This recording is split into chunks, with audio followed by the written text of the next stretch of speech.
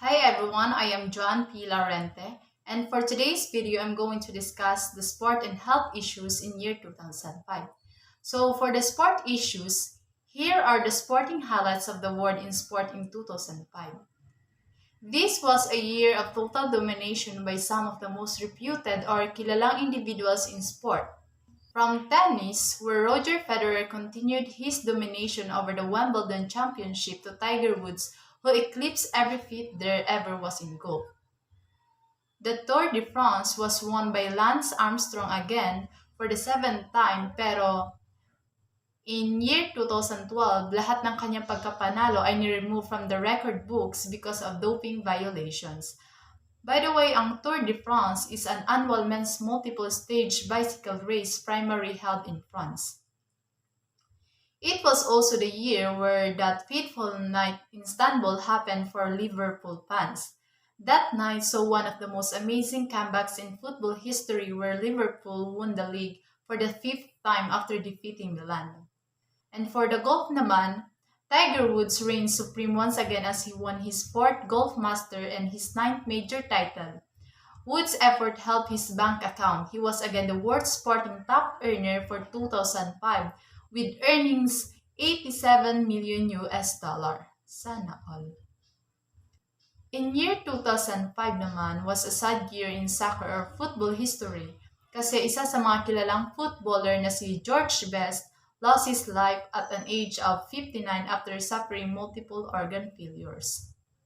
This was also the year when the legendary boxer Max Schmeling lost his life too, who holds a rank in the top 50 greatest boxers of all time released by the Ring magazine.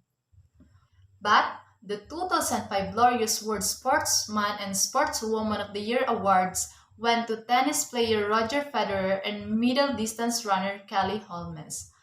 So, the other notable deaths included are Gander Gunderson, a skiing player, Tony Fritsch, a football and soccer player, Shed Mostak Ali, a cricket player, and Bob Kennedy, a baseball player. Next is the timeline of some significant results in the world of sport for the year 2005. So for the month of January, Tennis Australia Open won by Mara Safin and Serena Williams. And for the month of February, the Super Bowl held in Jacksonville won by New England. And for April naman, the Golf Masters won by the Tiger Woods. And for the month of May, the Tennis French Open won by Rafael Nadal from Spain and Justin Henin from Belgium. And for the month of June, the Golf US Open won by Michael Campbell. For July, the cycling Tour de France was won by Lance Armstrong, though he was later stripped of this win. So yun nga sabi ko kanina, all his wins were removed from the record books due to doping violations. This was also the month when the tennis Wimbledon won by Roger Federer from Switzerland and Venus Williams from USA. And also in golf, the Open Championship won by Tiger Woods. For the month of August, the Golf USA PGA won by Phil Mickelson. And for the month of September, the Tennis US Open won by Roger Federer from Switzerland and Kim Clijsters. And last, for October, the Baseball World Series won by Chicago White Sox. So that's the sporting highlights in year 2005. Next is the health issue. The outbreak of bird flu. Bird flu tops WebMD's list of the top health news stories of 2005. The global spread of highly pathogenic H5N1 in birds is considered a significant pandemic threat. So, ang H5N1 is a type of influenza virus that causes a highly infectious, severe respiratory disease in birds called avian influenza or bird flu. Human cases of H5N1 avian influenza occur occasionally, but it is difficult to transmit the infection from person to person. In January 2005, an outbreak of avian influenza affected 33 out of 64 cities and provinces in Vietnam, leading to the forced killing of nearly 1.2 million poultry. Up to 140 million birds are believed to have died or been killed because of the outbreak. So, because of the bird flu, kinailangan patayin yung mga chickens or poultry para maiwasan palalo ang pagkalat ng virus. In April 2005, an unprecedented die-off began of over 6,000 migratory birds at Qinghai Lake in central China over 3 months. In August 2005, H5N1 spread to Kazakhstan, Mongolia, and Russia. So, here are the symptoms of bird flu. You may have an H5N1 infection if you experience typical flu-like symptoms such as cough or pag-ubo, diarrhea, respiratory difficulties, fever over 38 degrees Celsius, headache, muscle ache, malaise, runny nose, and sore throat.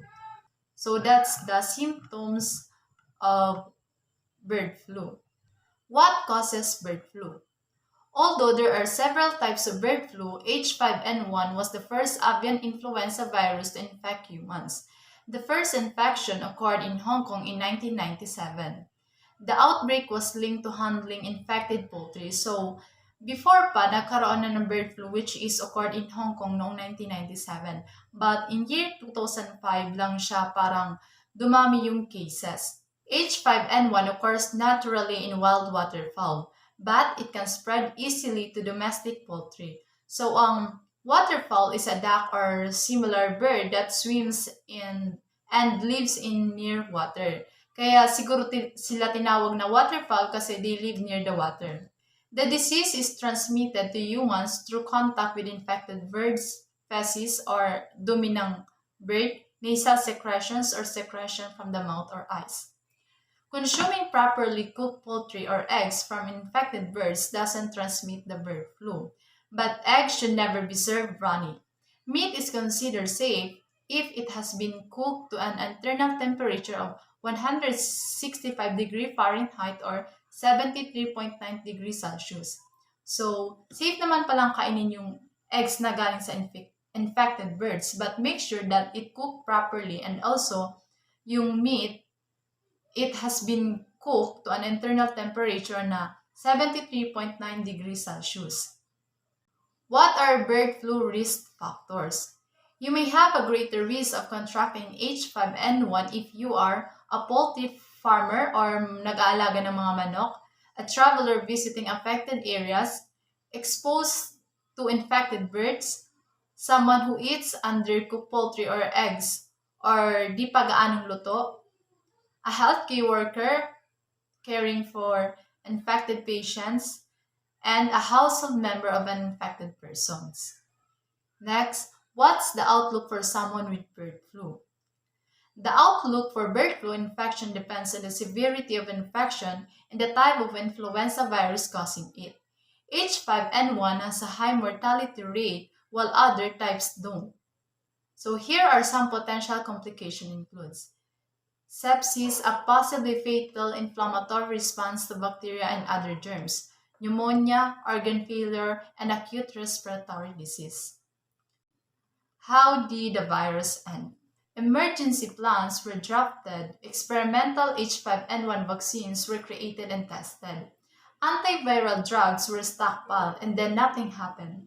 The virus continued to kill chickens and occasionally infect and sometimes kill people. But as the years passed, the number of human H5N1 cases subsided. There has not been a single H5N1 human infection detected since February 27. So, parang the same lang siya sa nangyari ngayong pandemic, di ba? So, that's all for today's video and I hope na sana may natutunan kayo. Thank you!